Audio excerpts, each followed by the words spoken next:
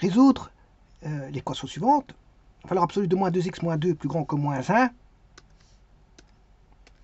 Bon, ça veut dire que d'abord un x, on prend le double, 2x, on en prend l'opposé, moins 2x, on soustrait 2 et on prend la valeur absolue. C'est-à-dire on aura construit moins 2x, moins 2, valeur absolue.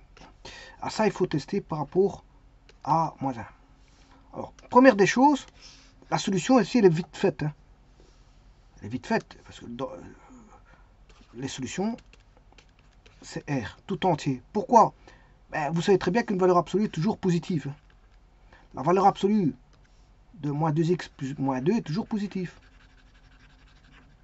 Donc ceci, ce qui se trouve là, c'est toujours positif, puisque vous en prenez la valeur absolue. Donc un nombre positif est toujours plus grand qu'un nombre négatif, d'office. Moins 1 étant négatif. C'est toujours vrai.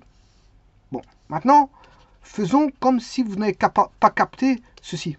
Parce qu'on peut trouver la solution directement comme ceci. En remarquant tout de suite ce fait.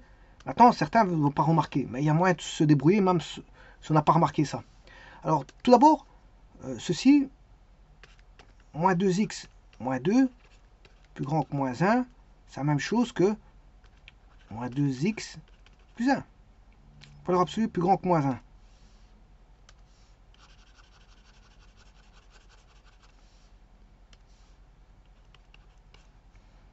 Ça veut dire que c'est moins 2, la valeur le produit de deux valeurs, le produit de valeur absolue, c'est bon, ici on peut faire le produit des valeurs absolues. Le produit des valeurs absolues. La valeur absolue d'un produit, c'est le produit des valeurs absolues. C'est la même chose.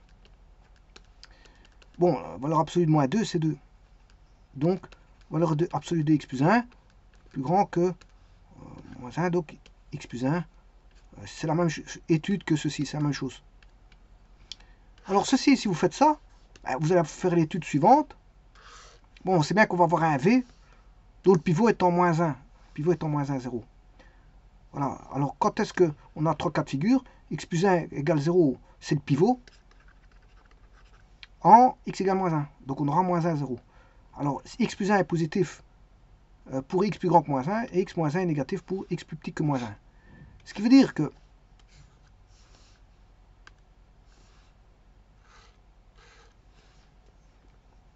pour moins 1, c'est le pivot, on a 0. X plus 1,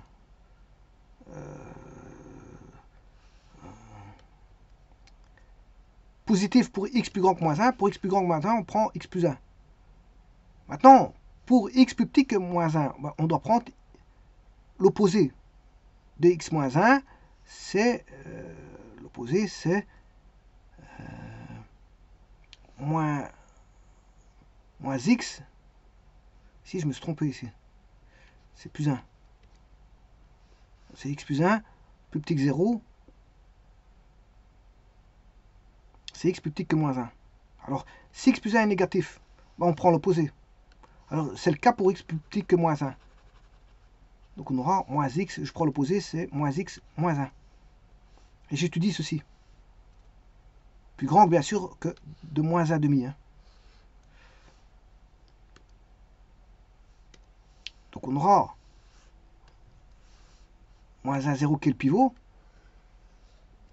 X moins 1 plus petit que moins 1 demi. Moins x plus grand que moins 1 demi plus 1. Moins x plus grand que 1 moins 1 demi, ça fait 1 demi.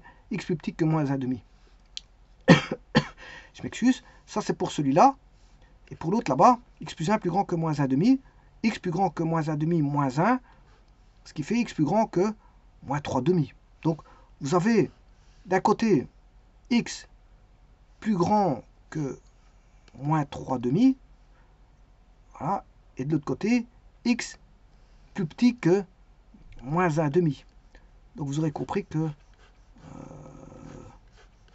c'est toute R qui est pris en considération ici. Le domaine, enfin les solutions c'est R. Les solutions c'est R.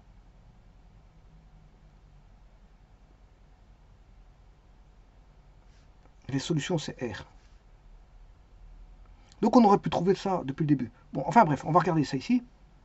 Alors tout d'abord, je trace la fonction que voici, son pivot étant moins 1, 0. Ça correspond à ce que je vous ai montré tout à l'heure, c'est-à-dire moins 2 fois la valeur absolue de x moins plus 1, on a la même chose, rien ne change. Et c'est aussi 2 fois la, puisque la valeur absolue de moins 2 c'est 2, 2 fois la valeur absolue de x plus 1, donc c'est la même chose. Donc, et donc P, la fonction, vous voyez que tout ça c'est la même chose. C'est la même chose. Que je note ceci, ou celui-là, celui-là, ou celui-là, c'est la même chose. Alors quand est-ce qu'il est plus grand que moins 1? Ben, pour r. C'est pour r tout entier. Parce qu'une valeur absolue est toujours plus grand qu'un nombre négatif. Or, y égale moins 1,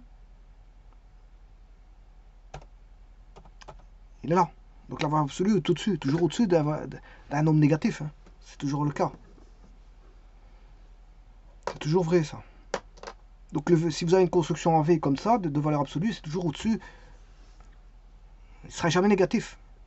Jamais. Sauf si vous mettez bien sûr un moins devant le. Ça, à ce moment-là, le moins il est devant la valeur absolue. Il est pas. Si vous mettez moins f, c'est normal qu'on peut avoir du négatif. Hein, si vous mettez moins f. Voilà, c'est normal, parce que ça, vous allez retourner la fonction. Vous allez mettre un moins devant la valeur absolue. Ça n'a rien à voir ici. Moi, je parle d'une valeur absolue pure. Et pas avec un moins devant. Tout comme si je fais f moins 4, on la redescend, c'est normal. On la redescend 2.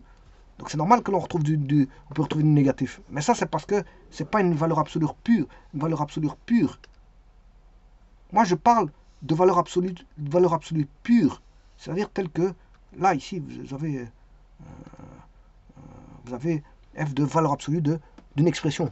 Ça, c'est une valeur absolue pure. Il n'y a pas de moins 4 sur les à côté qui n'est pas en valeur absolue, ou je n'ai pas un moins devant la valeur absolue. Voilà. Il n'y a pas une transformation, je veux dire, de la valeur absolue. Si, il y a des transformations, mais en interne de la valeur absolue, pas en externe. Donc, c'est-à-dire transformation en x, sur les x, et pas sur les y. Parce que c'est normal, si vous jouez avec les y, vous allez redescendre la fonction, vous allez manipuler pour la mettre en transformation en symétrie orthogonale par rapport à l'axe OX, c'est normal que là, à ce moment, on a des négatifs. Je vous remercie.